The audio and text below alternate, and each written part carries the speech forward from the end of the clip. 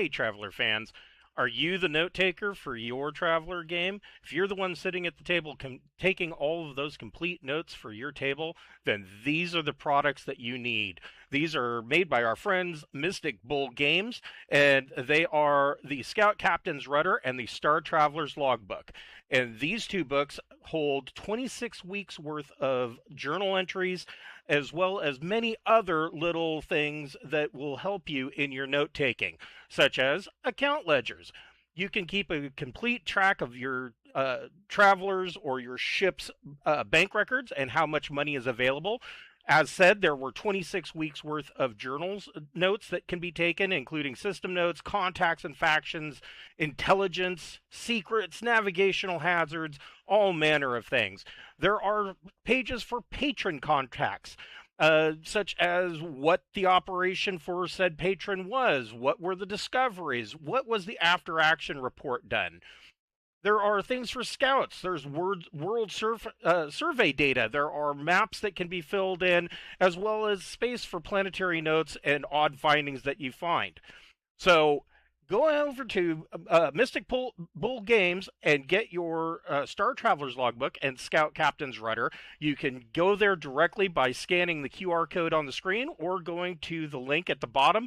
And as always, there will be a code at the bottom of the description in this video, and you can click on that or copy and paste it and go over that way. I'll see you in charted space. Safe travels, travelers. Hello and welcome to Crisis of Empire.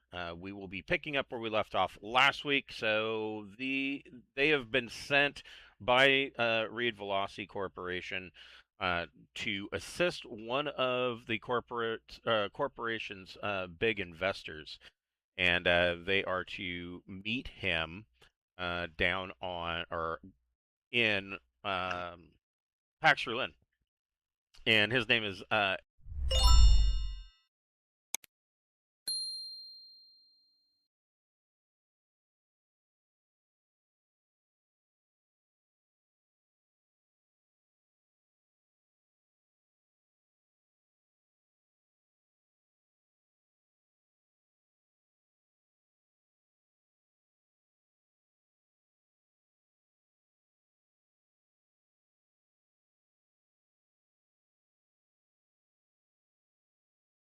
Eric Reidd-Valaasii, and evidently what they know is that it's going to be a search and rescue operation. There is a ship that has gone missing, and this Eric Reidd-Valaasii was seeking assistance in finding her and possibly rescuing the crew, and being a big investor for the Reidd-Valaasii Starship Corporation, they naturally sent these guys to assist Mr. Moneybags. And so on their way, they've decided to take the express boat route towards Pax Rulin from Glisten. And the reason that they are going to Glisten is that Ronnie's going to have some augmentation work done. And so that's where we will be picking up with them in Glisten, and Ronnie paying out what he wants for procedure. So, Ronnie, are you only getting the neural jack, or are you thinking of something else as well? Well, I'm thinking just the neural jack because I don't have the scratch for anything more. Okay, all right. You were talking about a dex upgrade, right? Well, that's down the line, I think. Oh, I didn't look. How much does that cost? Let me take a look. Several hundred. Oh, let's see. If it was, if it was under 100, I could help you out. The stat upgrades can tend to be fairly expensive. 500,000, I believe. Those are actually in the CFC. They're the ones I'm looking at are in the players or the core guide or core rulebook. But I think it starts at 500 grand, right? I think so. That sounds Yeah. right. Yeah. Because I know I'd love 1 point more of it, and getting the +2, and but 500, I don't have that kind of cash, so Uh, I'm debating whether I should get the lower tech cybernetic eyes now, or wait until I have more money to get the Pris cybernetic eyes. Keep saying we're going to be rich. well, richer. Software communications. Oh, there they are. So in the core rulebook, page 106, +1 dexterity modification is 500,000. +2 is 1 mega credit, and a +3 is 5 mega credits. Sorry, can't help with that. Yeah, that's quite a chunk. I thought, though, there was more. We gotta be trading radioactives before we can start thinking about that kind of stuff. Yeah. Maybe I'm looking at the wrong place.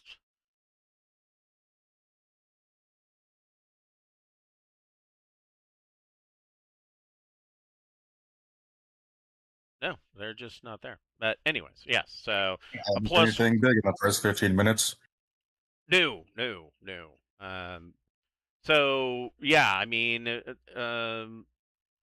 you're looking at 500K for a +1 dex augmentation. But as I said, you are looking at the realistically, you were looking at very possibly becoming rather wealthy fairly soon. And I'm talking about like actual really wealthy. Like this job's gonna pay you a bunch. Nice. Take a look here.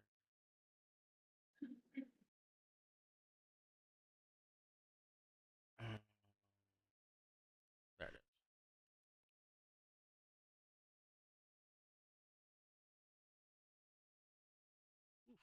Yeah.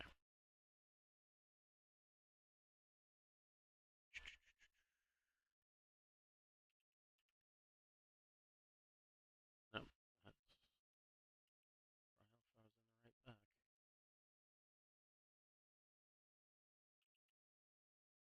There we go.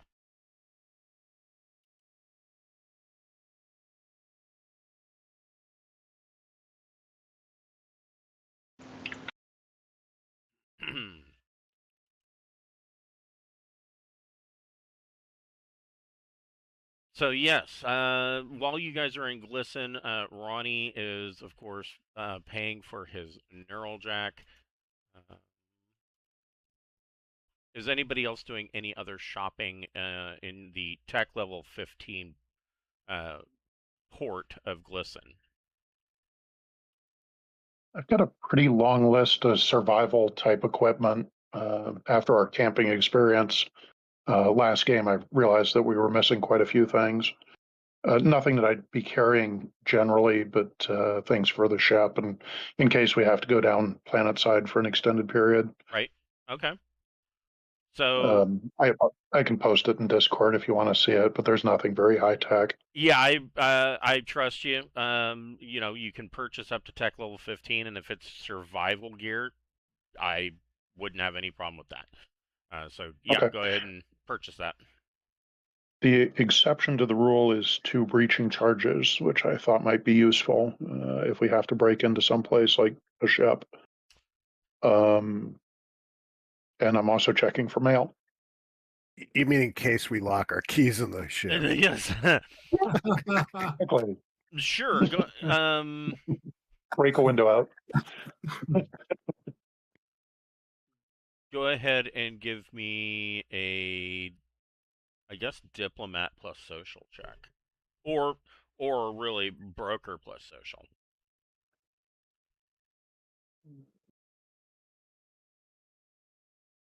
think I have a broker expert skill, if you want that. However you I would have like a to do it. I have a broker expert too. If you want to borrow that, if you have wafer jack. Thank you. Looking. Yeah, I would appreciate that.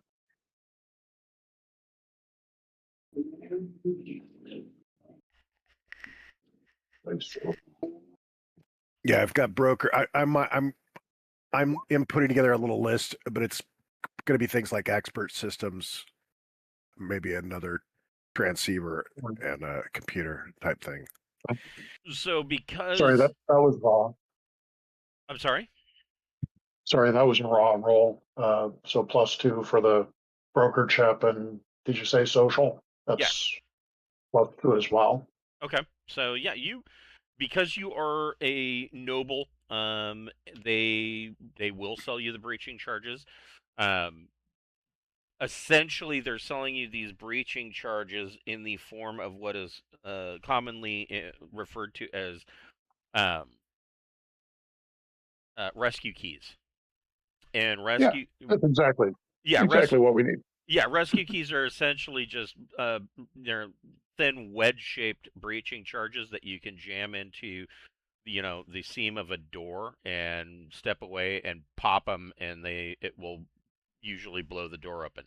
These breaching charges are a little bit sturdier or bigger rather than typical rescue keys.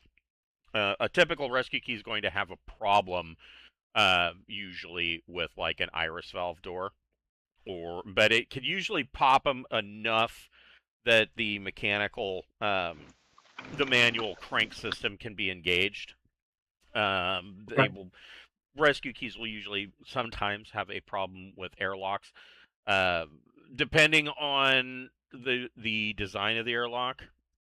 Even a breaching charge may actually have a problem getting through it because airlocks have to be fairly sturdy.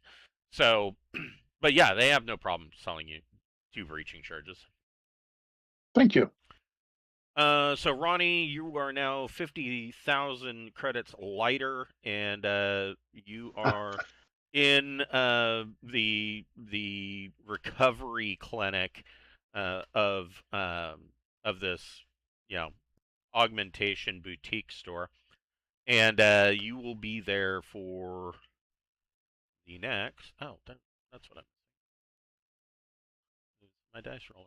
When we're rich, I feel like we should all get personal energy shields. So you will be because I mean a neural jack is actually a fairly that's a fairly major um, installation. You will be in recovery for 5 days on the slow drug, and so yeah.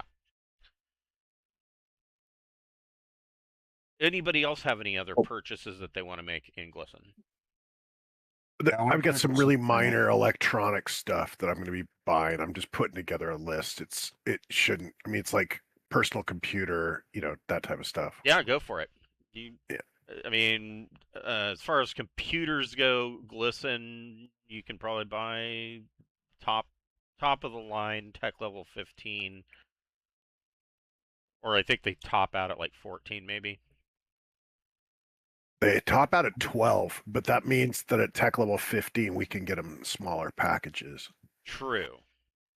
So it's like, get it down Well, to no, portable computers top out at 16.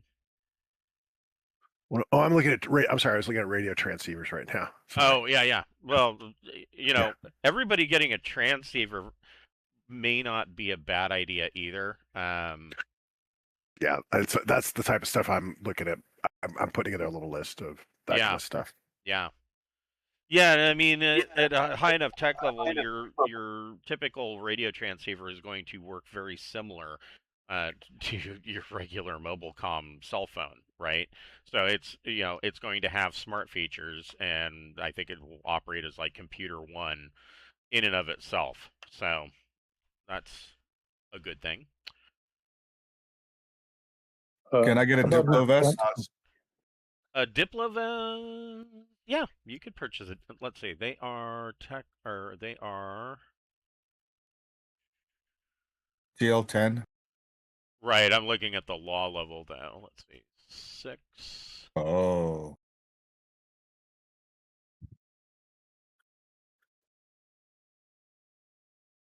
Yeah, I would say you could purchase a Diplo vest. With that said, then, would that combine with a cloth trench coat since it's designed to be worn under something else? It would, because yeah, the Diplo vest is specifically designed to be worn under other clothing. Can I get Thank smoke kindly. and stun grenades?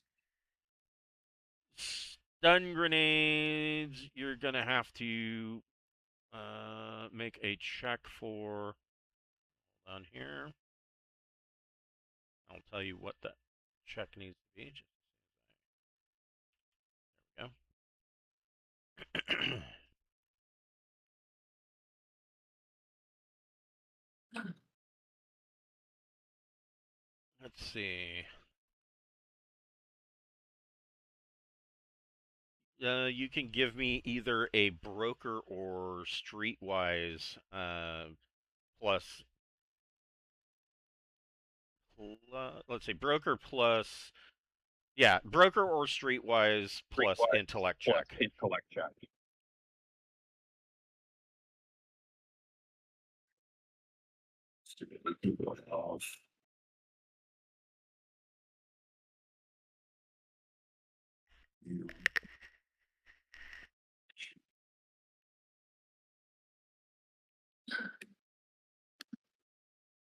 Okay, yes. You can purchase stun grenades. Okay, how about the smoke? And you can purchase smoke grenades, yeah. Great, thanks. How about an expandable shield? Yeah, you could purchase an expandable shield. Thank you. Yeah, those are pretty great in melee combat. I was thinking. And did I get mail? You did Still not. waiting to hear from dear old dad. You did not. Okay. Not presently. Didn't we have a monthly income? You did. So yes, everybody gets an additional. I think at this point, $5,000. yeah, I think at this point it's like $5,000.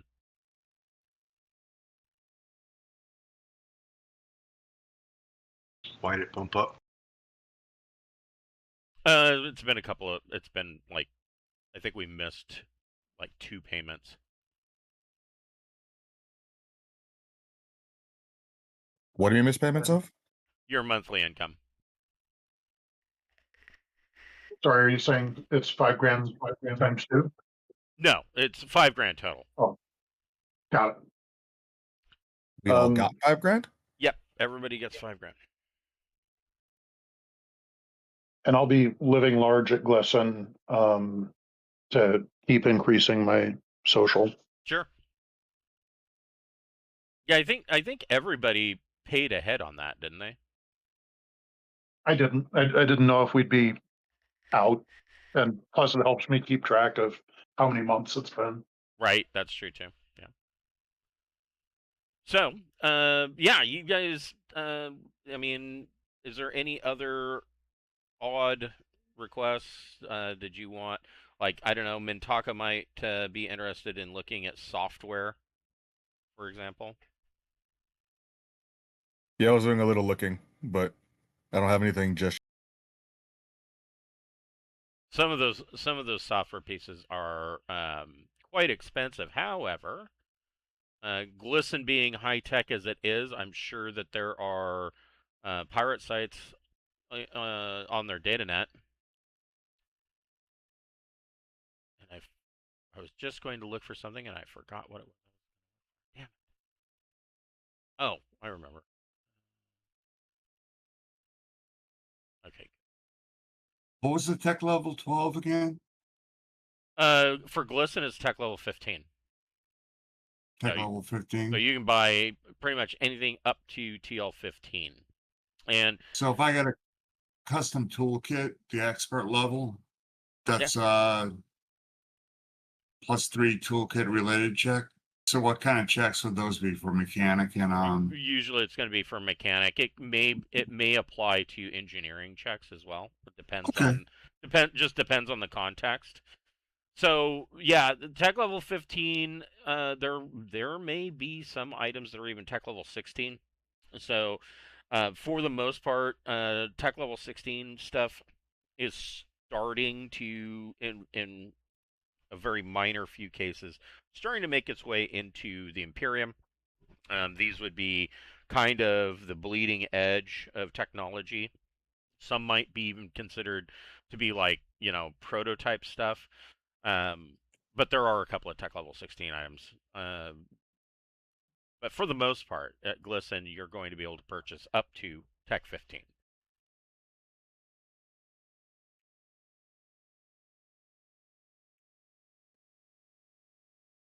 So, Brian, if Mintaka, see here. If Mintaka wants to check the local datanet, he can make a investigate plus intellect check, and you get a +1 for using your expert.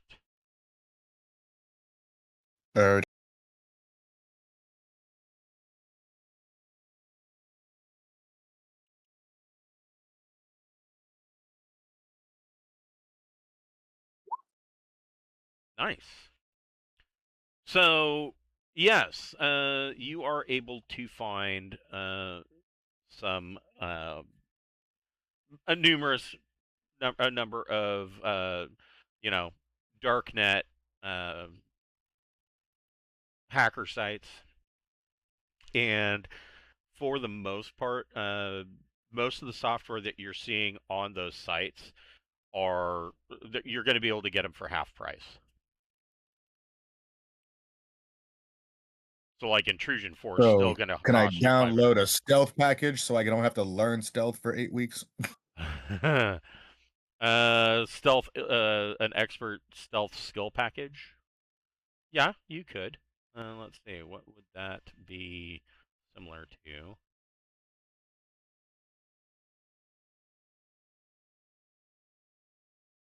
Because my ass was just clunking around. Thankfully, I didn't have any heavy armor, but I was like, I don't know. What? Stealth? I'm not a stealth person.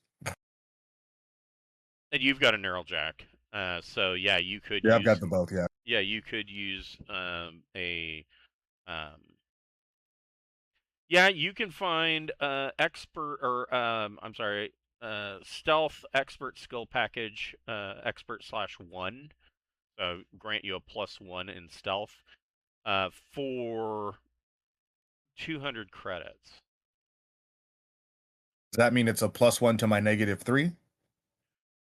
No, it when you slot in the expert skill package into your neural jack, it it gives you the skill. You just Okay. So I become, instead of stealth 0, I become stealth 1? correct. Cool. And you said 200? Correct. Done. And I mean that's a legit piece of software. You could purchase that on Glisten. It just comes in a little, little wafer, little, USB thumb drive that you just plug into the back of your neck. But like other software that you can find on the dark data net, like for instance Intrusion/4 for hacking, you could get that for 500,000. I I don't like know. the idea of that a lot. Yeah. So I mean, it's 500K, but they've got Intrusion 3 for, let's see here, 50,000. Intrusion 2 for 5,000. Well, I mean, if I go Intrusion 2, at least that's a level up from what I've got. Otherwise, it would be like almost all my cash to get the 3. Right. But I'll go up to Intrusion 2. Okay. So that's 5,000 credits. Um, Another thing that you might consider is buying security packages. I don't know if you have a security package, But basically, that's going to protect you from other hackers. Like if you're hacking into a system, a lot of times they will have their own hacker that will try to trace you back and counter hack you. Um, like Security 3, which most corporations are going to be um, using, or most military bases. It's tech level 12, and it makes the intrusion difficulty formidable, so it's 14 plus. You can get a Security 3 package for 10,000. They've got Security 2, which would make it. I'll do the Security 3. I like that idea because getting hacked is not something my guy would have. The Security 3, I can tell that. He'd be like, I no, would you're gonna hack I my would think that, yeah, you would. I had 0, but I'm about to upgrade it to 3 real quick. Yeah, 10,000 credits is a good price. I mean, it's a hacked version of this security package, but yeah, for 10,000 credits, that's worth it. Then I probably got to search it and make sure there wasn't no bugs in the hacked version. Yes, yeah, you probably, well, and part of so the funny thing about that is that part of the security package is that is part of its job too, is, you know, filtering out malware, creating your firewall, being an antivirus, you know, all of that is all glommed into this one software security package. From Kaspersky. Yes, yes. How much was that intrusion 3? It is 50,000 credits. I tell you what, if you want intrusion 2, I'll give you mine and I'll buy the intrusion 3. And you can save the money. Okay. There you go. Is that fair? Okay. Yeah. You sure you don't want the 5,000 towards yours, or were you just going to give it to me? I mean, what you No, could do, I mean, theoretically, what you could do is buy Intrusion 3 and make a electronics computer plus intellect check, and just, you know, copy the damn thing. Yeah. And you both would have Intrusion 3, you know what I mean? Okay. Oh yeah, you get that. I'll get the security. Right. Okay. And so then both your computers could be Security 3, and both of them have Intrusion 3. Yeah. So yeah, there you go. You have copied Intrusion 3. You would both have copies of Intrusion 3 and Security 3, if that's how you want to do that. Thank you. You want half on that since you spent money to get it? Or you're good? That's okay. I think I'm less hurt for cash than most of us. Thank you very much. Thank you. And if anybody wants Security 2 and Intrusion 2, I've got those. Or I guess we could sell them. You could sell them, yeah. Can anybody else use them on the team? Yeah, I mean, I could. I'm not great, but I could use them. Okay. I can give you each. They're just on wafers, so. But yeah, it's perfect.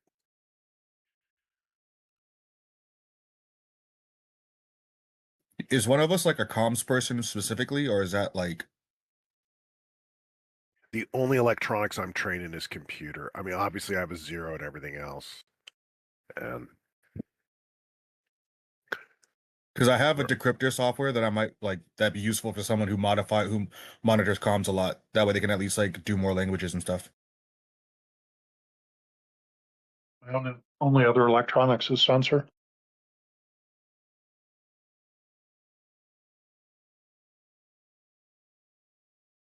yeah, it might not be a bad idea to maybe get an expert Skillsoft for electronics comms.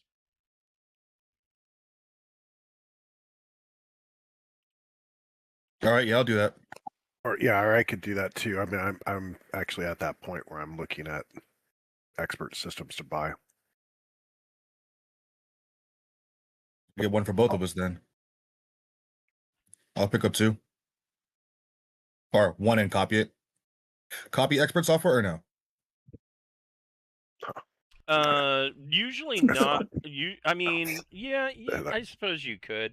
Not that it's expensive; it's like way less than other stuff. So. I would think that it gets pretty expensive because it's times 10 every level you go up. Well, and I would think that copying an expert Skillsoft would be a little bit more complicated. Maybe not the standard ones for a wafer jack because they're only intellect or education skills, but something like stealth or anything that would be used in a neural jack is going to be exceedingly difficult to copy simply because it is basically it is mimicking muscle memory. Wait a second.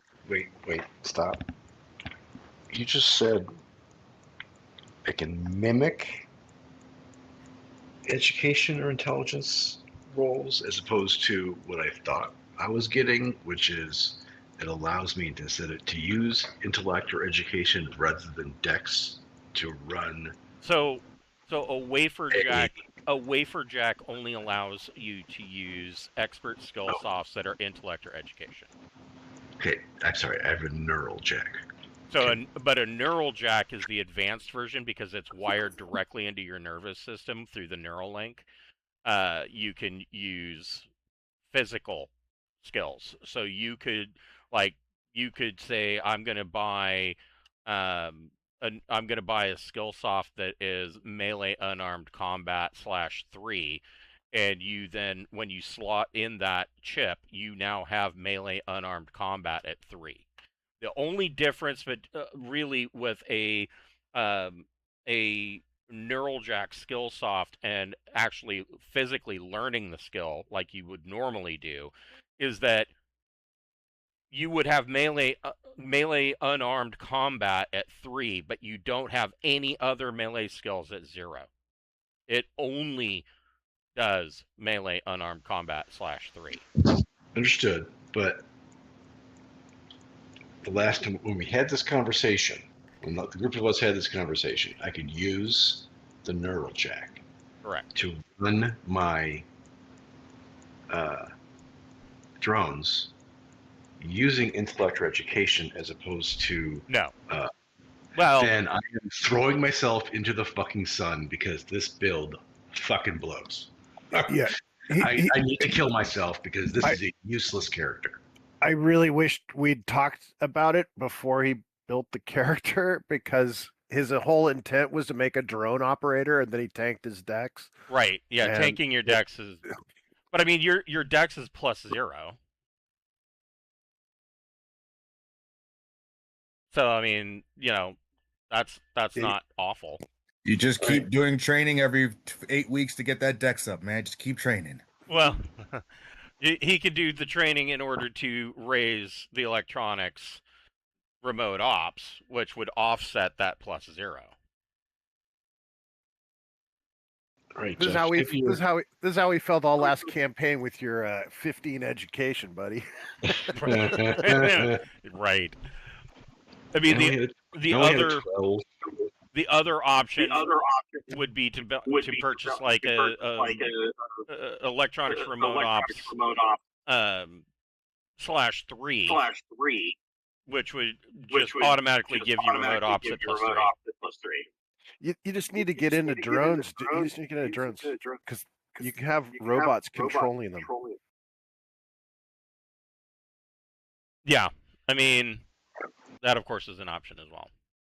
Then either way, Jeff, take your 40 grand back. I'm not going to spend your money on shit that doesn't get me what I need. Well, you can wire yourself into the drone remote console. That's going to give you a +1 because of the reaction time. It's worth it. It is worth it.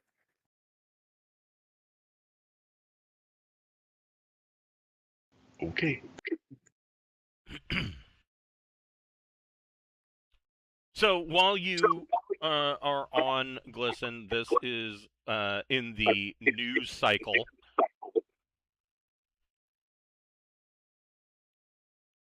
This is playing on nearly every screen that you find.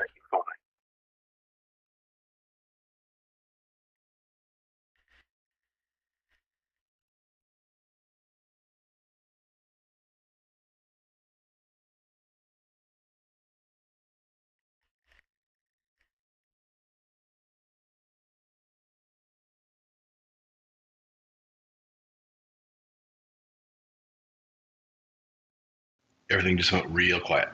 Yes, I think everybody's reading.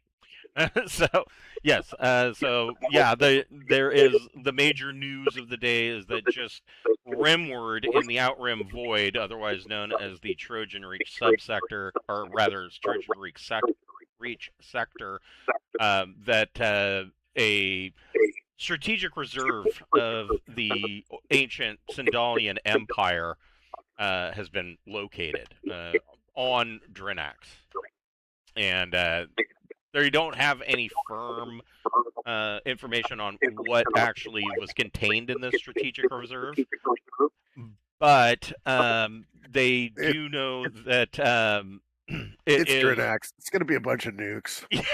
Yeah, it may be, it could be as simple as being a repository of data and whatnot. Or it could be nukes and biological weapons. Who knows? I mean, it's Drinax, so it could be literally anything. The final days of the Sindalian Empire were not pretty. You've got nobles hiding their hot rods, right? Stuff like that. Yes. Yeah. Okay, so let's see.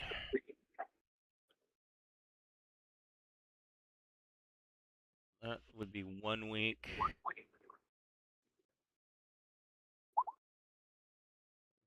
That would be 2 weeks. Okay. 3.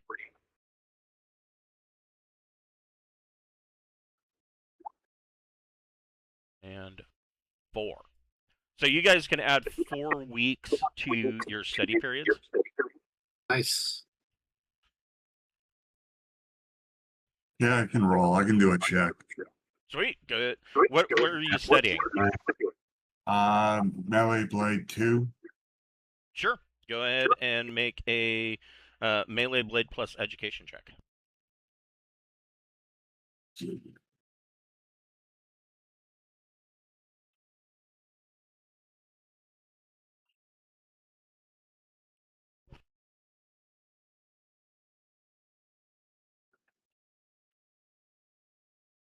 Oh, no. So that is a failure. You did not learn Melee Blade 2. All right. So I dropped a list of stuff I wanted to pick up in the crisis text chat. Oh, okay. So you didn't. I can roll. So Gully, you didn't learn Melee Blade 2, but you're only down 8 weeks, not 16. So, I guess there's a silver lining to that. Okay. I can roll. I'm picking up a new specialty of electronic sensors. Sure. Yeah, you can buy all of those, Remo. Cool.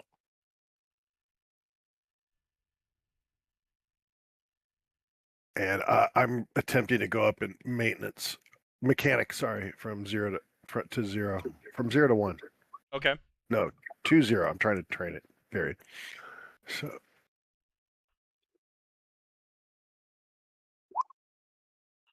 So, Ronnie, you were successful. Another failure. And Remo fails. Don't. That's my second failure on that. All right, let's go back to 1 week.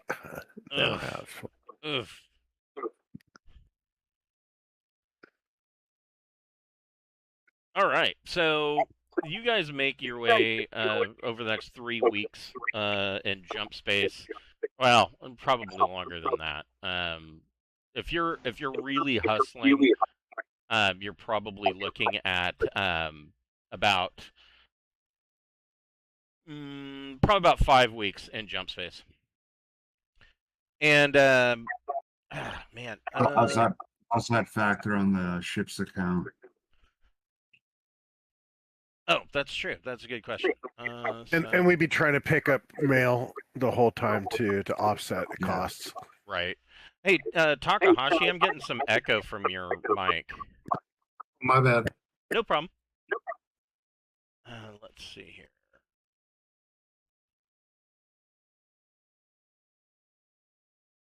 So go ahead and give me 3 broker checks.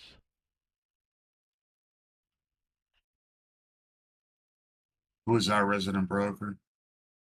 Yeah, it'd be. I was rolling it before, but I believe our resident noble was probably better using that expert system chip. Yeah, if you give me actually give me 4 broker plus intellect checks.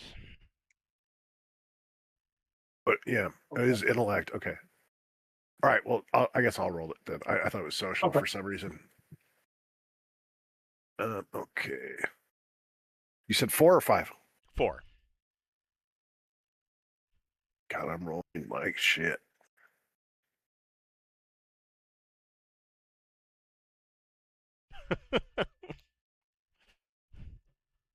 There we go. So let those 6 and 7 doesn't necessarily mean that they're failures.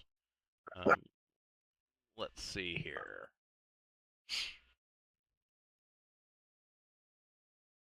I only rolled 1 time above 4 on 2d6. So the first one is going to be a success. That was picking up mail at Glisten, because there's so many bonuses to that 6 actually succeeds. And so there's a 25,000 there. Let's see, the second one.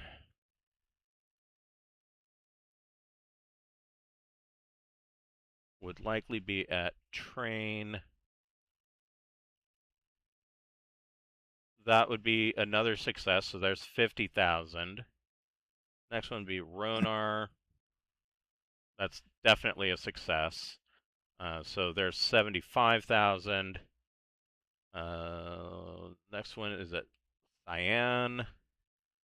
And that one would be another success because that is a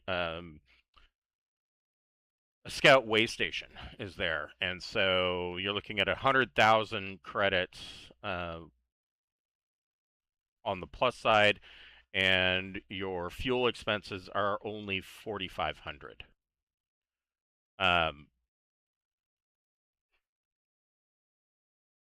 Actually, I take that back.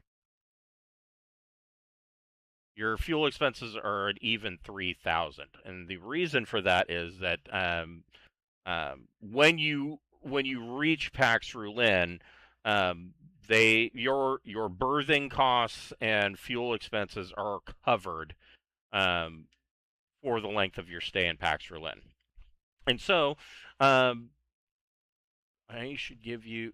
Wait, so how much am I taking off for all the costs of traveling? So 3,000 credits is it for the fuel costs. It's the monthly maintenance that gets expensive. Right. But for this month, in a week? Because for this month, because you'll be in Pax Rulin, your monthly maintenance is covered by Eric Reidd-Valaasii, as well as your. I didn't figure up your life support costs. Shit.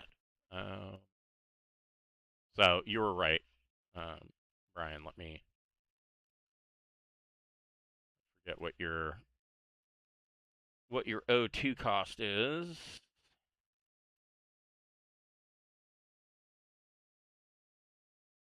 It says, yeah, 9,000 per month, but that's going to be covered too. So yeah, don't worry about having to pay your monthly maintenance or your life support costs. It's just as flat 3,000 for fuel to get there. And but when you arrive, when you get to Cyan, as both coming in and leaving the system, you are bombarded with communications messages basically warning you from jumping to Pax Rulin. And what these messages are essentially saying is that Pax Rulin is a naval base fortress system.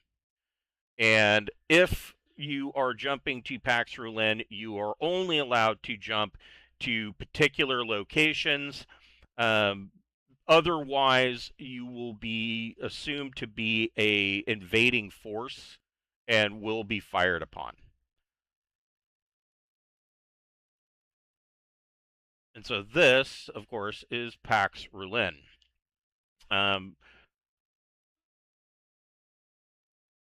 Let's see.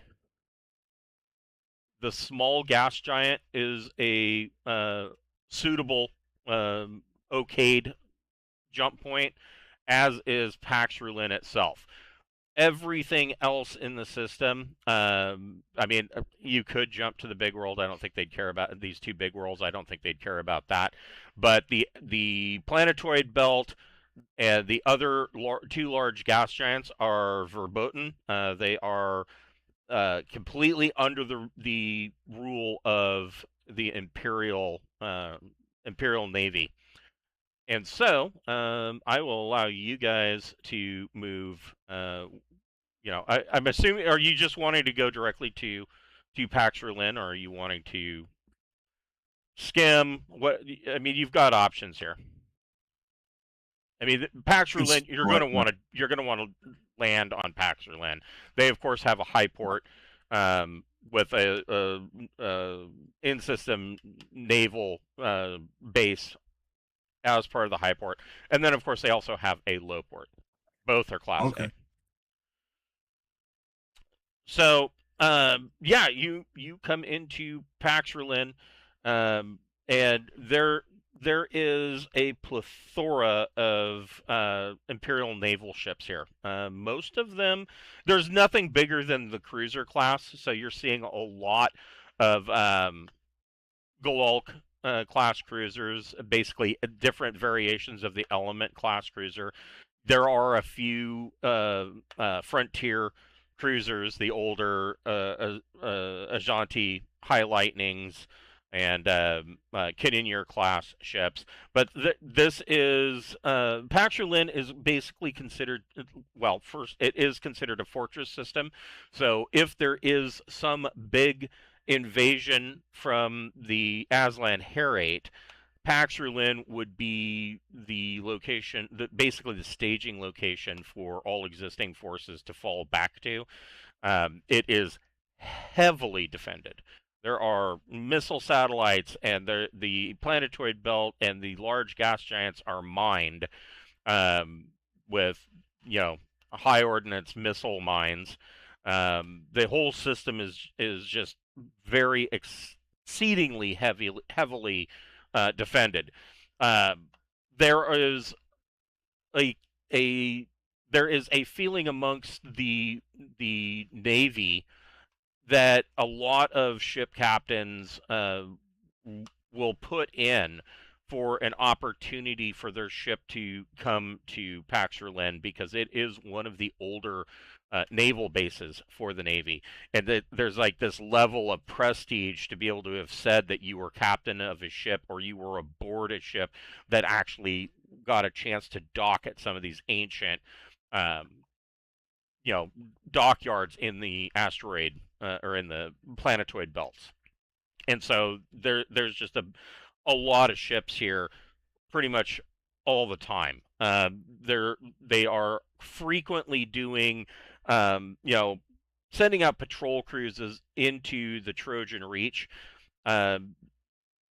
Not quite as heavily as some in the Admiralty would like. The Trojan Reach is not a part of the Imperium. It is the Outrim Void, and for the most part, they do have interests in the Trojan Reach, mostly merchant ships that go up and down the Sindalian Main.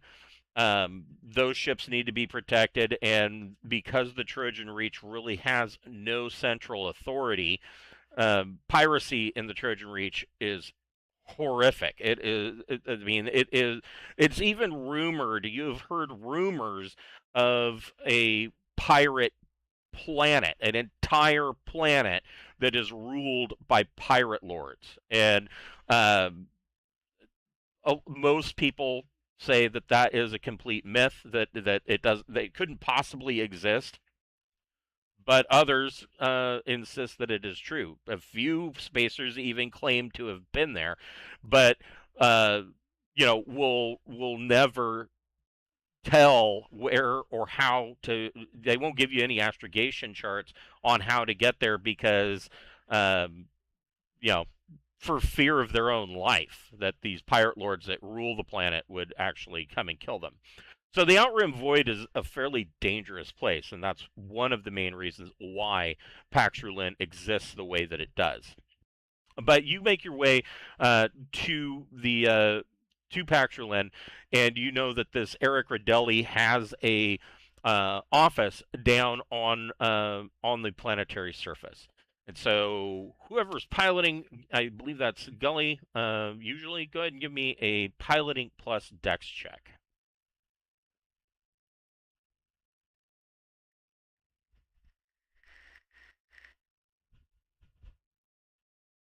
Nice. So you were given clearance and for landing at the downport on Pax Rulin, and you guys make your way down planet side. Pax Rulin itself is really rather boring to look at.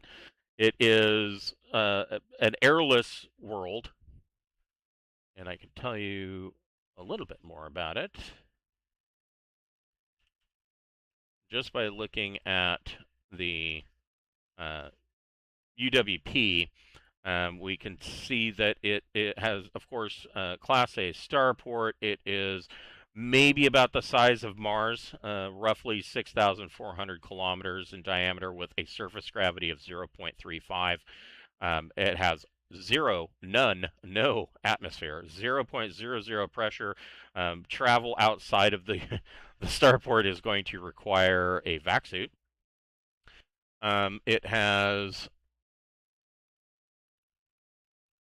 oddly enough, it has 16 to 25% hydrographics.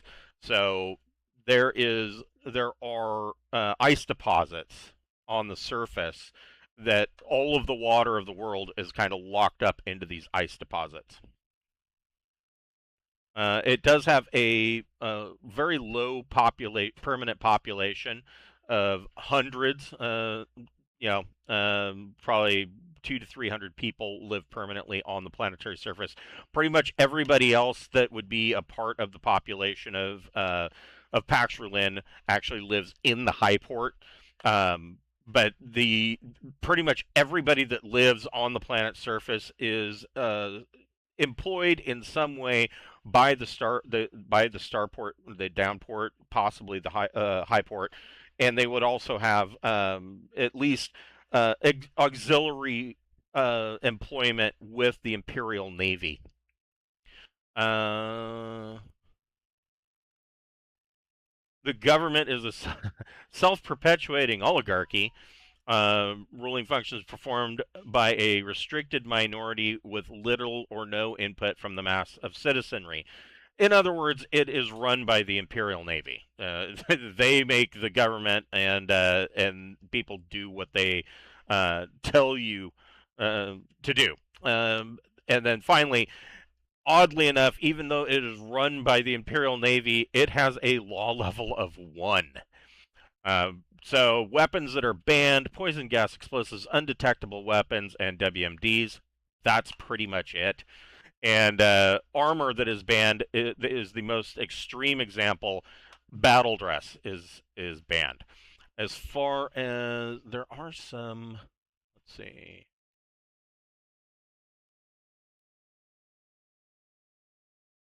So some examples of there's not too many examples of contraband for Pax Rulin, but one of them, oddly as this may sound, travelers themselves may be considered contraband because it is all run by the Imperial Naval Military Complex. There are areas that travelers are simply not allowed to be, which is pretty much most of the rocks in this system. And so travelers are considered banned. But ultimately, you guys make your way down to the surface and are able to locate the offices of Reidd-Valaasii, and you step into the offices, and when you first come in, you are greeted by a woman. Let me find her. This rather dour-looking woman. She is quite muscular, quite stout. How many of you have military experience? Me, I'm an able shipman. Okay. Anybody else? I mean, I know Gully does, right? Mr. Booker. I'm soul sec, so. Yeah, but well, yeah, that would count. Soul sec. Security side, recognized she had training, yeah. Yeah, so, yeah, you guys definitely recognize that this woman spent a lot of time in the military. She hasn't really... she didn't have to say a whole lot. You could just look at how she stands and carries herself and realize that she is ex-military. I like the way it says ex-Marine. There's no such thing as an ex-Marine. Once you're a Marine, you're always a Marine. It doesn't matter if you've mustered out or not. And if you've met any Marines, you know that to be true. And so she meets you kind of in the front office, and you immediately kind of get this vibe that this broad must be his bodyguard, right? You know, she doesn't say much. She kind of has that permanent disapproving look on her face, like she doesn't trust anybody. And you immediately feel like she must be his bodyguard, or at least something similar. And she leads you into his private office out of this kind of comfortable lobby area, and you actually get to meet Reidd-Valaasii himself. And he introduces himself. He tells you that he thanks you, first of all, for the long journey. He knows that that coming all the way down to the rimward end of essentially the Imperium, the only further that you could go would be to Tobiah. So you're kind of at the ass end of the Empire. And he kind of looks he's a little pudgy. All of it, but his suits, the suit that he's wearing, it is quite obvious that he spent quite a bit of money on it. It is perfectly tailored for him. And you wouldn't even notice that he's a little pudgy until he actually kind of moved in a certain way. The suit is so well tailored that it kind of hides most of that. But for the most part, when you see him, he presents himself as somebody who has spent his entire life sitting behind a desk, probably being an executive. And he explains that that he is currently retired, and he used to work for McClellan Factors, which is a merchant company that has most of their interests taking place in District 268, but they do have some investment in the Outrim Void of the Trojan Reach. Not a lot, but there is some. And he passes you a tablet computer, and there is some information on this tablet about a Leviathan class exploratory merchant cruiser called the Amuar, which he always refers to the Amuar as the mighty Amuar. And he explains that he worked for many years. He didn't join McClellan Factors as an executive.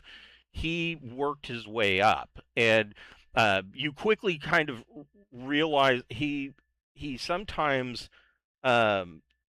slides into using spacer slang, and it in just everyday conversation, and it is immediately apparent to you that this guy spent quite a bit of time working on ships, and he tells you that that he worked on a number of trade ships throughout his career at McClellan Factors, and that his last job was aboard the mighty Amuar, where he was put into the position of the ship's purser. And so, as purser, not only is he responsible for the income and outcome of the finances of the ship, but he, being a purser on an exploratory cruise, usually means that you're going to be the one going planet side and cutting a lot of these deals. And he and the rest of the crew of the mighty Amuar did such a good job that that they all became quite wealthy. So when the Amuar returned, the McClellan Factors paid out huge amounts of bonuses, and he became, moderately wealthy practically overnight. And he decided at that time to retire. The skipper of the Amuar also retired, and somewhat unfortunately, the executive officer named Joachim Bryant was promoted to be the new captain of the Amuar. And really, that shouldn't be much concern to Eric, except that he called in a favor at McClellan Factors and got his nephew a position as a steward aboard the ship. And he followed the kid's progress. This was kind of his first real job out of high school or college, and so the kid's fairly young, and he followed the career, and he made note that messages and letters that he received from his nephew basically talked about how most of the crew aboard the Amuar were unhappy, and that Captain Joachim Bryant is really what Eric would describe as a systems man rather than being a leader. And being a systems man, following policies and procedures makes you a fantastic executive officer, but it makes you pretty unpopular as a captain. And so Eric seems he said that he was saddened by news, because he remembers his time aboard the Amuar as being one of being a happy place, and that it was crewed by people that worked well as a team, and that it was kind of like a tight-knit family aboard that ship, and just the single change of the captain has kind of ruined that reputation. And he said, so he was following this, for his nephew's career. And then in 1102, it is now 1105. In 1102, the ship went outrim and never returned. It is presumed lost, missing, and presumed lost. It is presumed that all hands were lost. There have been a number of searches by both McClellan Factors and a couple of cursory searches done by the IISS, but no signs of the ship have been pulled up. Eric, however, tells you that he believes that he may actually have some thoughts on which direction the Leviathan went, and overall thoughts on where she may have ended up. And so he, on the tablet, it does bring up Leviathan stats. So here is a Leviathan class merchant cruiser.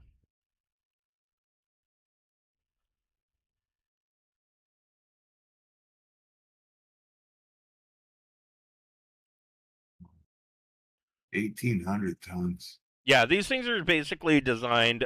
So if you've got an area where you don't know if there's markets or not, these things are designed to kind of load up with some initial, cargo, shiny beads and whatnot, and then jump out into the unknown and hopefully find trade markets to trade with, and essentially at that point you're negotiating to set up permanent trade runs and hopefully to open up new markets. And that's what the Leviathan class was really designed to do.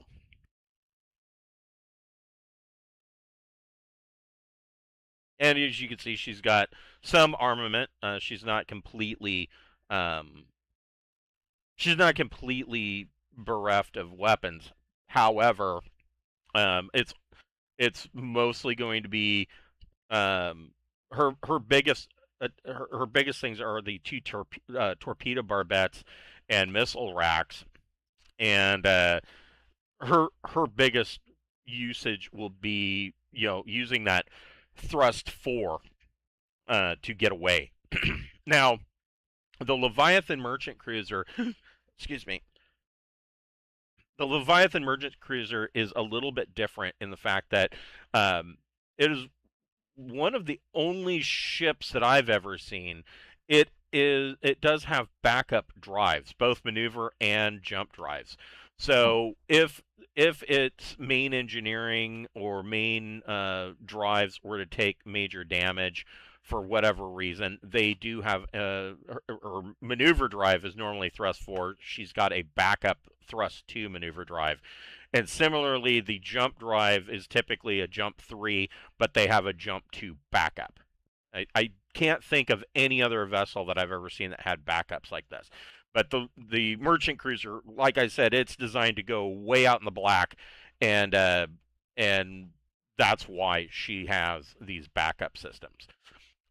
This is a summary of a Leviathan's deck plans.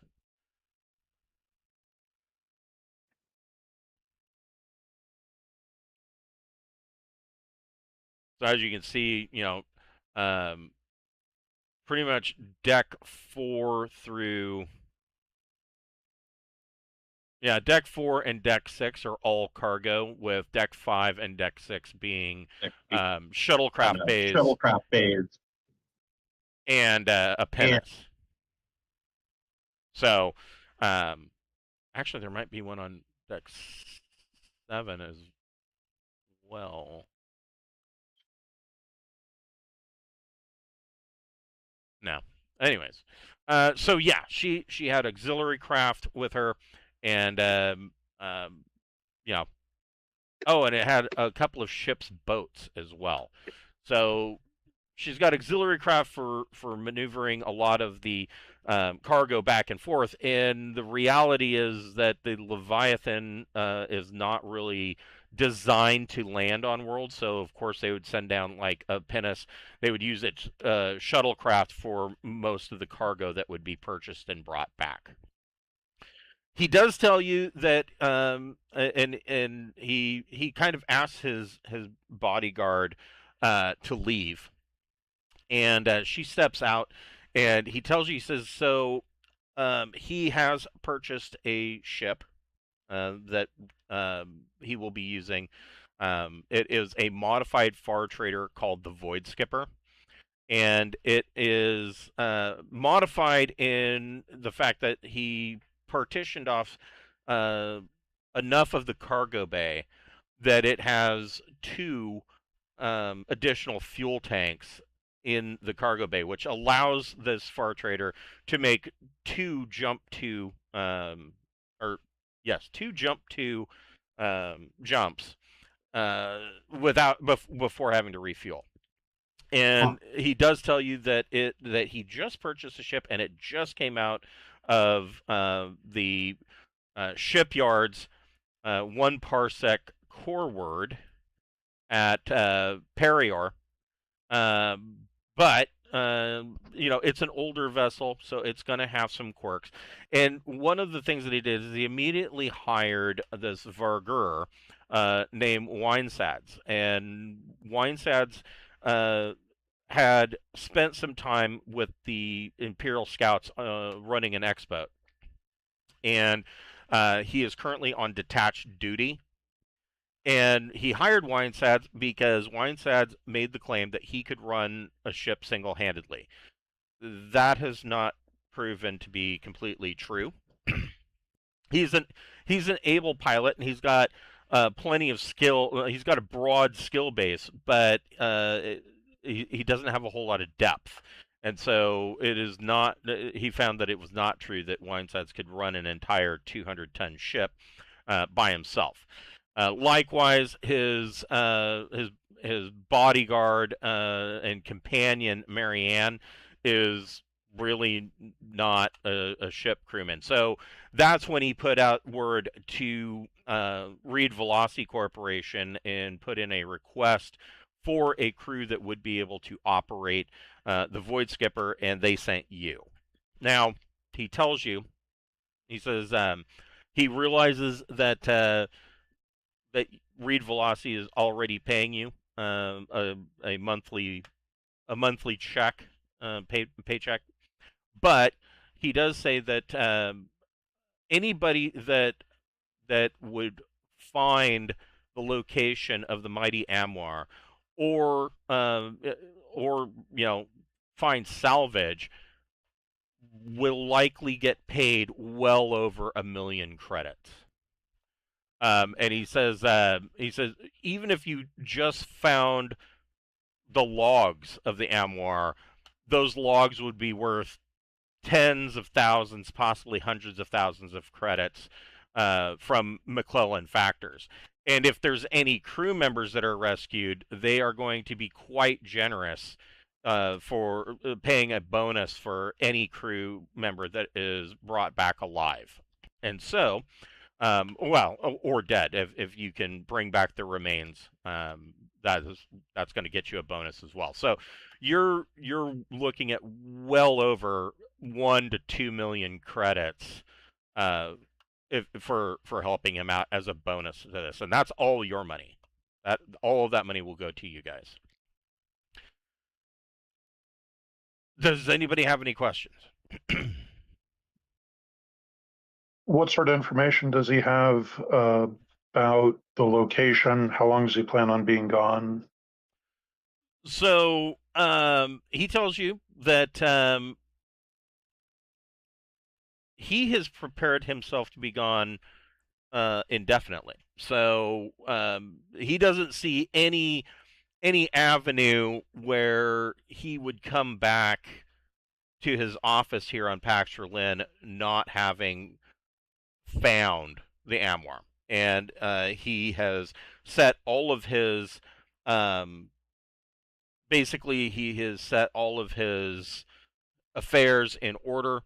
When he walks out of here and locks the door, the office will still be here, but he has no plans beyond this search and rescue mission of ever returning. If he does return, he'll be happy because he found the Amuar, and that's really his only concern is finding the Amuar. As far as where he thinks that she went, he thinks that so on this exploratory cruise that the Amuar went on, they of course were allotted a certain amount of time, and he thinks so they are allotted a certain amount of time, and part of that allotment is that there are 16 weeks that the captain of the Leviathan Amuar is basically allowed to do whatever they want with those 16 weeks. And he thinks that it's very possible that the Amuar and Captain Bryant tried to go deeper into the Outrim Void, possibly trying to make their way all the way down to the Sindalian Main. This is Pax Rulin subsector.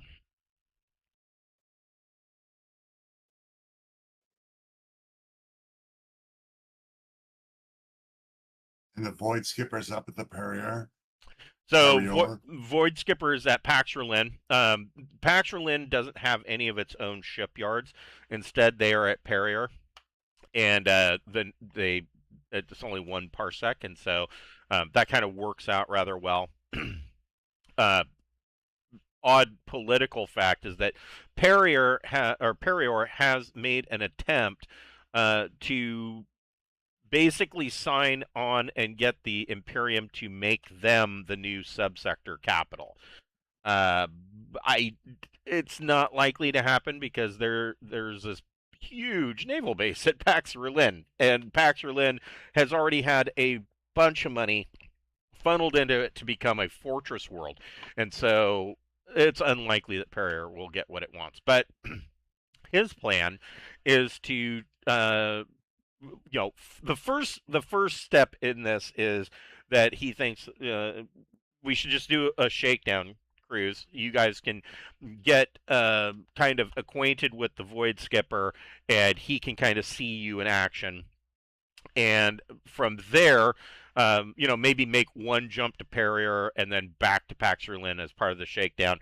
Then, assuming that everything is fine by both of you and he, the first jump will be to Berengaria, and he realizes that he could jump further, but he really wants to start. It's obviously jumping to a system rather than deep space is safer, for one, and for two, he wants to stop at Berengaria to basically pick up some foodstuffs, and he says none of that processed crap. I want to get real food, high quality luxury items, things like that. From Berengaria, he wants to jump to Bantrol, and then let's see here. Then from Bantrol, he believes that from Bantrol that the Amuar would have taken the trip through Egrin subsector to Vior, and from Vior probably to Galir, and then finally to Belgard. And so Belgard is really where things could get a little bit dangerous, because Belgard is actually part of the Belgardian Sojournate, and it is essentially the epitome of the term pocket empire. They are. It is presumed that the Belgardian Sojournate was created by a captain that basically fled the Imperium during the Civil War period, and he took a fleet of Imperial warships with him. And then over the course of about 500 years, their tech level has just been dwindling just dwindling down to nothing. The world basically has at this point, an effective level of tech level 6. There is some tech level 9 available that is mostly leftovers from the old fleet that came with the original captain that came here and founded it. There is also some tech level 9 stuff that they have gotten through trade with other worlds. They control Gorgon and Ellison, and these two completely blank hexes in between, but not Gandalf. And the reason that nobody wants Gandalf, the reason is that Gandalf at one time had a population of several hundred million, and it was also the location of a naval maneuver called the Gandalf maneuver. And that maneuver went south quite a ways, because it ended up blowing up a munitions depot on Gandalf, and the explosion was so big that it caused the entire atmosphere to be blown off of the world. And so everything on Gandalf is dead. It is an airless rock with no atmosphere. And There is presumably some lost technology left on the world from the bases and whatnot that were left there, but nobody has gone to try and reclaim it. But he's hoping to pick up more information on where the Amuar may be at Belgard. And so that is his initial plan. Any other questions? Looks like we're going to be making a few jumps into deep space. Yes, very likely. Which is why he had the Void Skipper modified. He also armed it. Here is the Void Skipper. So it has two double turrets. The dorsal turret, or I'm sorry, the ventral turret has two pulse lasers. Dorsal turret has one pulse laser and a missile launcher. The missile launcher is really designed more for launching scout like probes, but because of the size of the probes, they have to be manually loaded one at a time because the auto loader will not function with the probes. But she can make two jumps. Surprised. Go ahead. I'm sorry. Go ahead. No, go ahead. I'm surprised he didn't update the sensors, considering our mission. Well, I mean, that's true. They do still have civilian grade sensors, but I mean, even going up to military grade, it's not going to do that much for him. He would have to go even further than that. But he believes that this is going to be more of a situation of asking the right questions to the right people and looking with your eyes rather than with what the computer sensors tell you. Okay. You get the feeling from Eric Reidd-Valaasii that he is much more of a hands-on kind person rather than relying on sensors and things like that. Do we get the impression there's something he hasn't told us that he's kind of keeping close to his chest? Maybe. I mean, obviously, it seems obvious to you that if it were not for his nephew, he may not be going to the lengths that he's going to in order to search for the Amuar. However, that doesn't mean that he wouldn't have gone to some lengths to search for it. He definitely has an affection for his time aboard that ship. So it's not all just about finding his nephew, but you doubt that he would by this point be willing to hire a specialist crew such as yourselves and going out into this dangerous kind of situation if it wasn't for his nephew. Okay, that's fair. Does he not trust Marianne?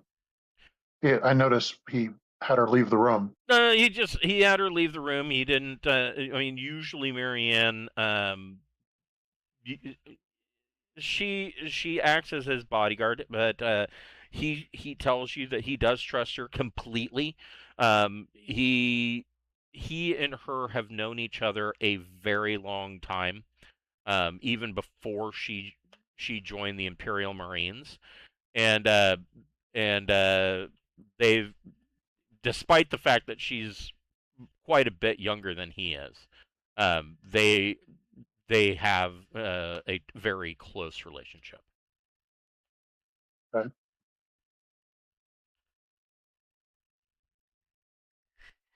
Are there any other crewmates other than the Vargur? No. Or is he not coming? The Vargur is coming. Let's see here. There he is. Try pronouncing this guy's name. There is Winesads. He goes by Brandywine.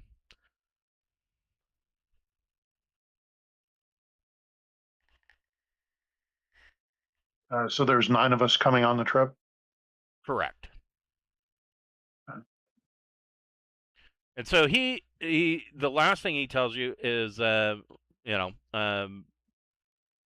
before obviously before anything further, we'll want to do the shakedown cruise, and you guys can get kind of familiar with Void Skipper. He can kind of watch you guys how you operate, and then both of you, once you get back to Pax Rulin, both of you can make a decision on how whether or not you want to move forward with this. Okay.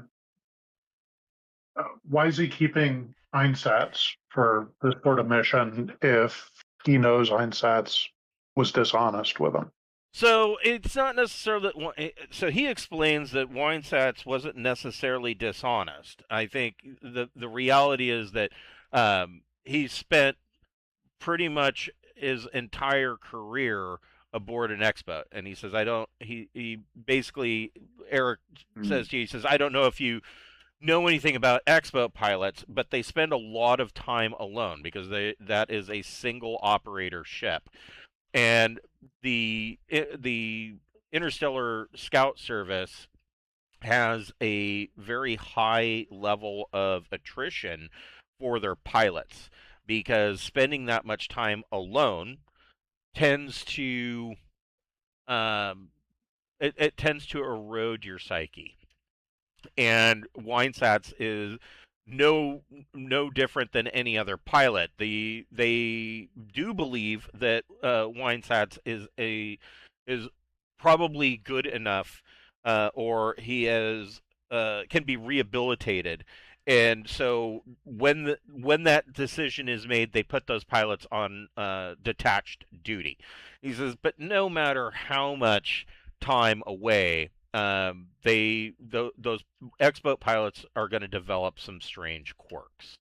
And he says, overall, Weinsatz is capable of running the Void Skipper, but if there is trouble, I don't believe that he is capable of doing all of the things all at once. And so that's why he's keeping him on. He realized, Eric tells you, he says, I understand that you likely have very capable pilots amongst you as well. And so, for the most part, that the piloting of the ship will be put over to you. But you will have Weinsatz as a kind of an additional pilot should we need him. Because there will be times, and he seems eager by saying this. He says there will be times, especially once we find the mighty Amuar, that you will be needed elsewhere other than piloting the vessel. And so that's where Weinsatz will come in. So go ahead. Oh, sorry, go ahead. No, go ahead. Ask your questions. Let's say we do this. We do the shakedown. Everything's fine. We mesh as a team. And we go out and we're at this for 6 weeks, and it's 8 weeks, and it's 12 weeks. And eventually we want to part ways. What happens?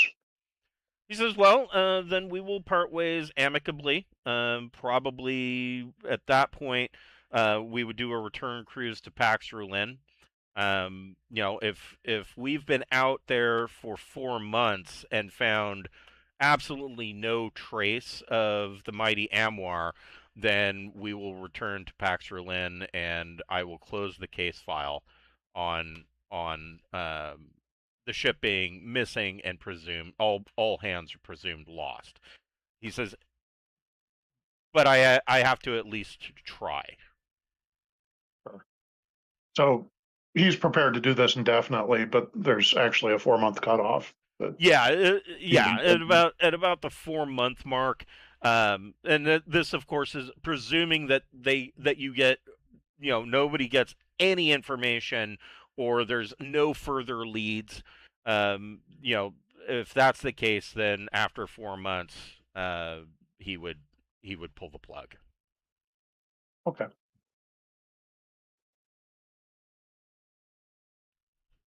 So he asks if you are ready to do your shakedown cruise.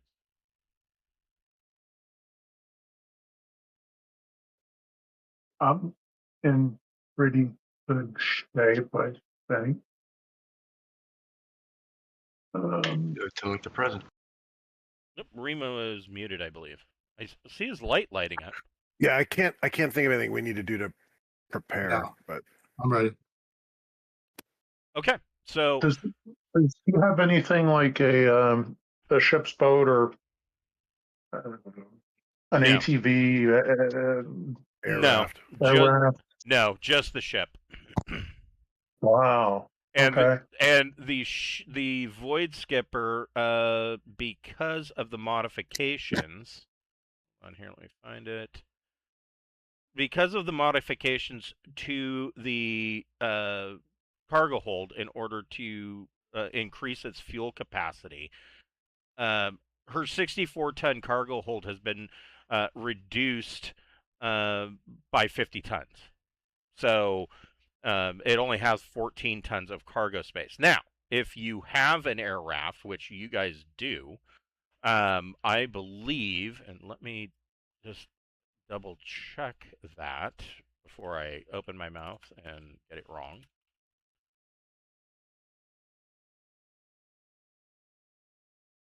So an air raft only has a shipping weight of 4 tons. You could bring your air raft with you if you wanted to.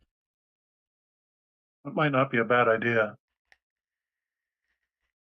He says that What do you guys think? He says that your ship, for the duration of your employment with him, will remain here under lock and key. Any maintenance costs will be covered out of his private funds. Your berthing costs and your refuel costs while here are all covered by him. And if he doesn't know what the particulars are of your employment with Reidd-Valaasii Starship Corporation, he says that if there is a mortgage payment that needs to be paid, it will also be paid out of his private fund. So he's rich. Yeah. Yeah, he's, in quotes, moderately wealthy.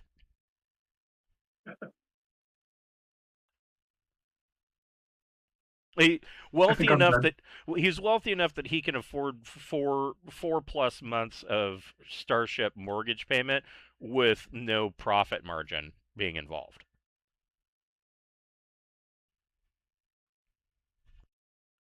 And to that point, would it be useful when we are done with the shakedown cruise to bring some trade goods to this low-tech world? If he's going to be pumping people for information, some high-tech stuff might be useful to them. Absolutely. And so part of that, once the shakedown cruise is completed, he will let you loose in Pax Rulin with their low law level and high tech level 14 tech level, and he will give you a credit chip, a credit card with 25,000 credits on it that you can use to purchase whatever you want, either gear for yourselves that you think might be handy for a search and rescue mission, or cargo that you want to fill with the other 10 tons of cargo space that are available on the Void Skipper. And any money that's left over, you can keep. All right. That's generous, and thank you. So, all right.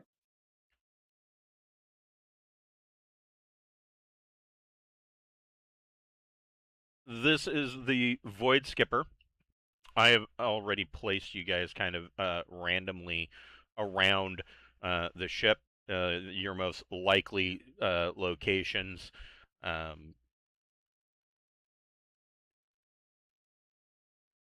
And who wants to make a astrogation check? I think I've been doing that up until now. Yep, astrogation plus intellect, and it is a routine check, 6+. I got 2. One. Nice. You got it? Okay.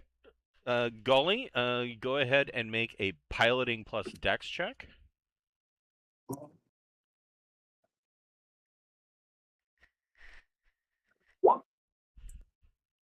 Nice. You have impressed him with your superb takeoff from Pax Rulin's docking berths. Who was making a engineering power plus intellect check? You get a +1 on that. I can do it. I've got J drive coming. You got that again? You will in a moment. Oh, okay. I got power. Yeah. So, all right. So, Gully, you can make a engineering J drive with a +1 plus intellect. With a +1? +1.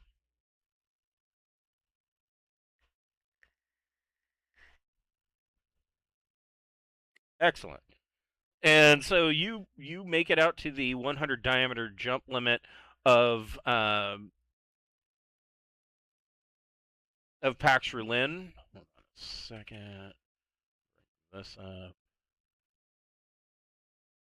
Do like that. And you guys obviously work well as a team, and he seems rather impressed. Now, this week in jump, because you are essentially getting the feel for the ship, you really don't have any time for study. You move around the ship, you kind of get to know her systems, and it's just essentially it's a 2-week jump. You jump to Perrier and then kind of turn around and come right back to Pax Rulin. And when you come back, he takes you back to his office. He tells you that the last 2 weeks for the shakedown cruise, he has been exceptionally impressed with all of you.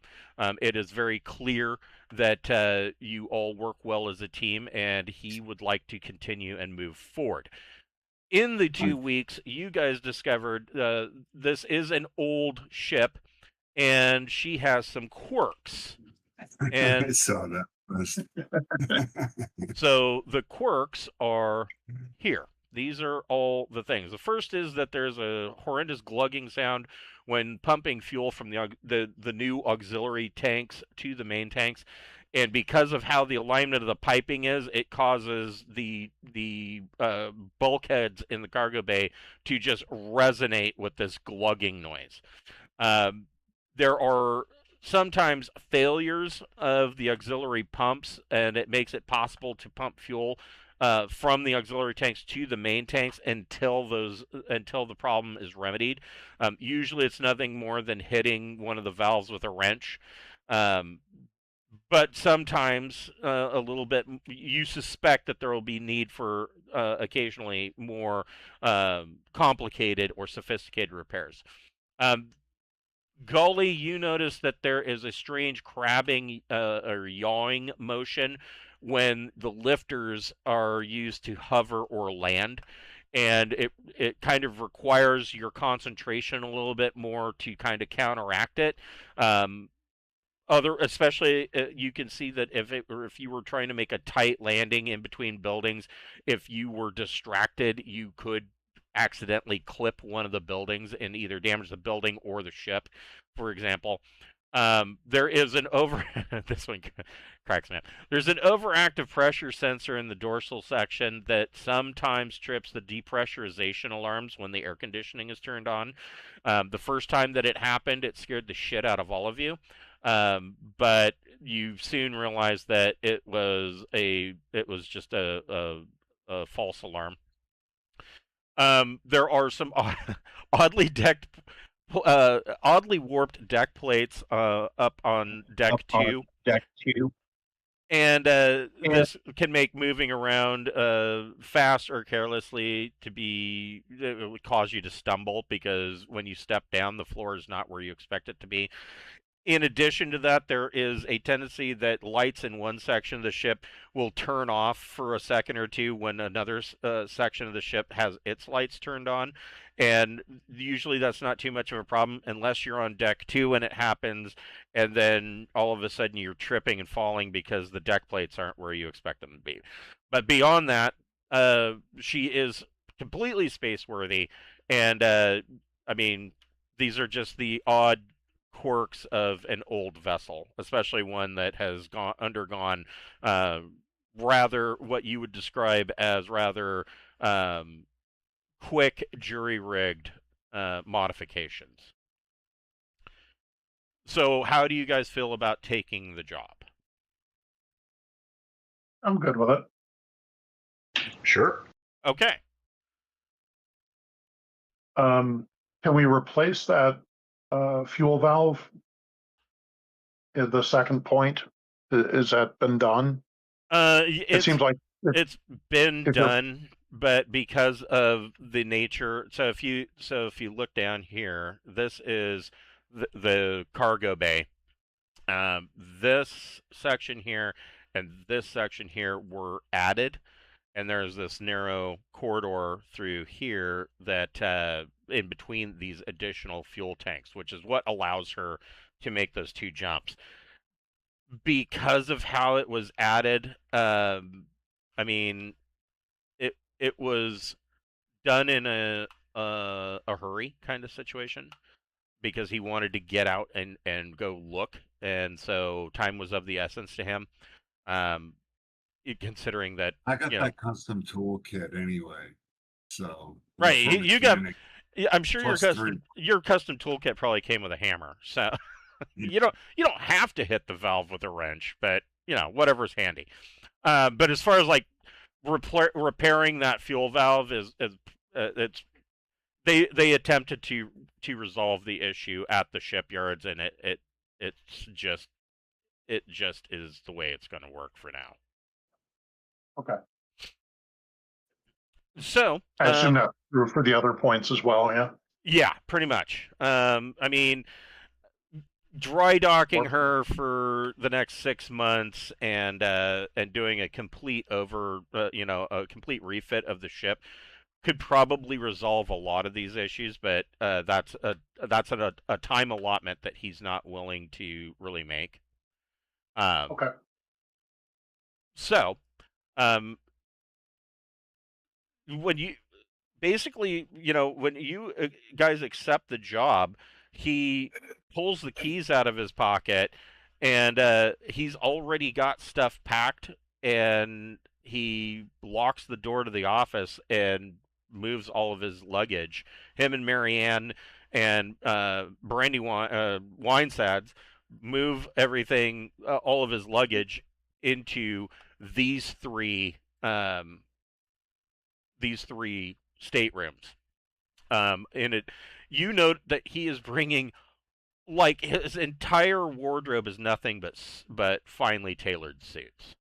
He's also bringing a bunch of fresh food and vegetables and fruits and cheeses and wines, all luxury goods. And he basically, when you see this, even before you ask, he essentially says that he cannot abide ship rations, and he says if we're going to go on a trip, we're going to have good food to eat.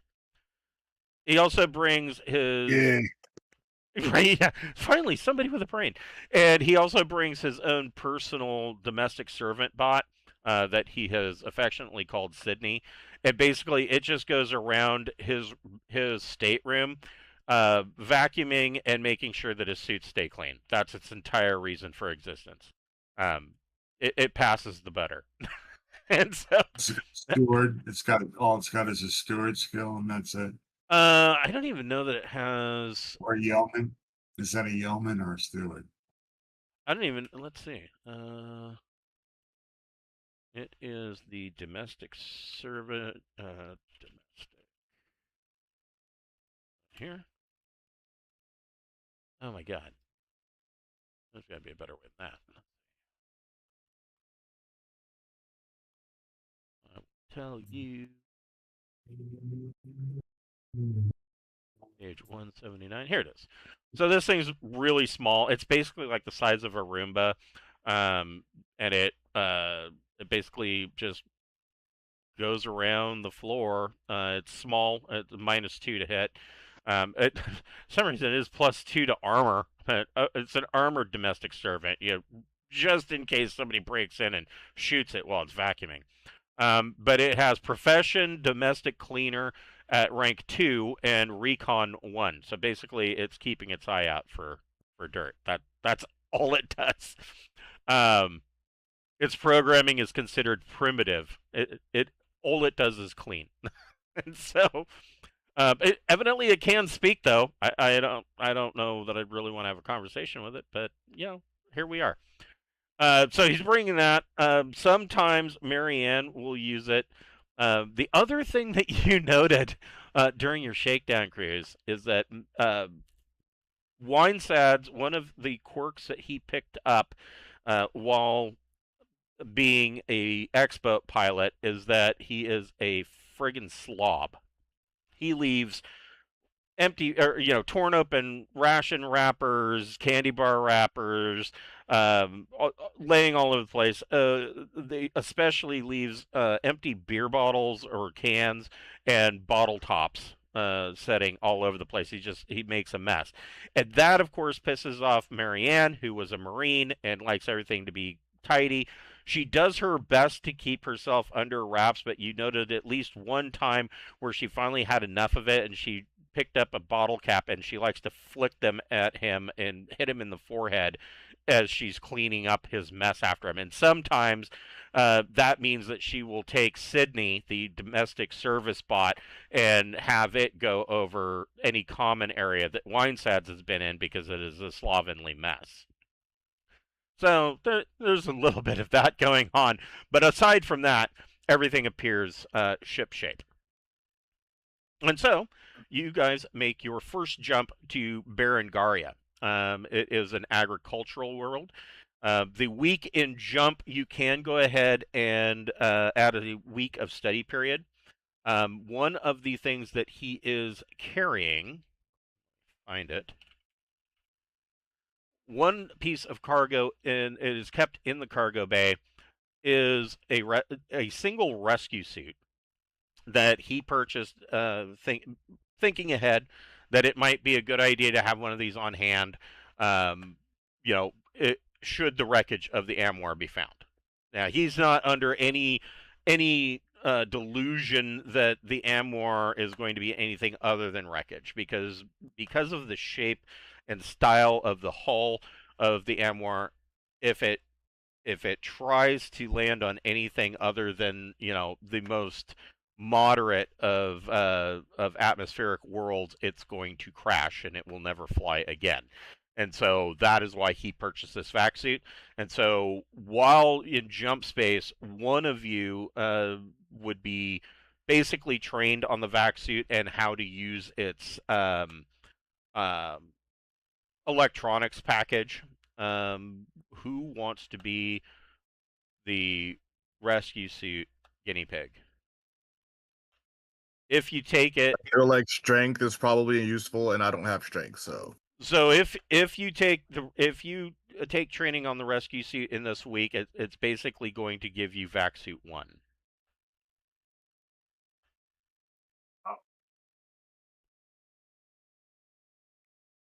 I'll do it. I can help whoever's gonna train. Okay. Well versed in vac suits. I've got vac suit 1 already. Yeah, so if Ronnie wants to do it that week in jump space, Ronnie, you can raise your vac suit to 1. Can it be more than one of us?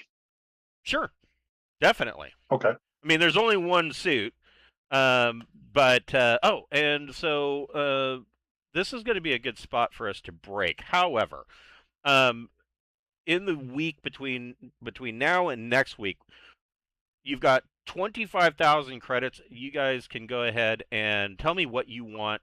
Just create a list and tell me what you purchased with the 25,000 credits. And keep in mind that you get to keep any money that's left over. And what's the tech level? Tech level 14 on Pax Rulin. Okay. Thank you. All right, so we will go ahead and break here. We've got you guys setting out for Berengaria, and we will pick this up next week at 6 o'clock on Friday night. Nice. Cool. Thanks, everybody. Thanks. Take Bye, Take y'all. care, everybody. care. Good night. Have a good night, guys. Appreciate you. Have a good night. Have a good weekend. You too. You too.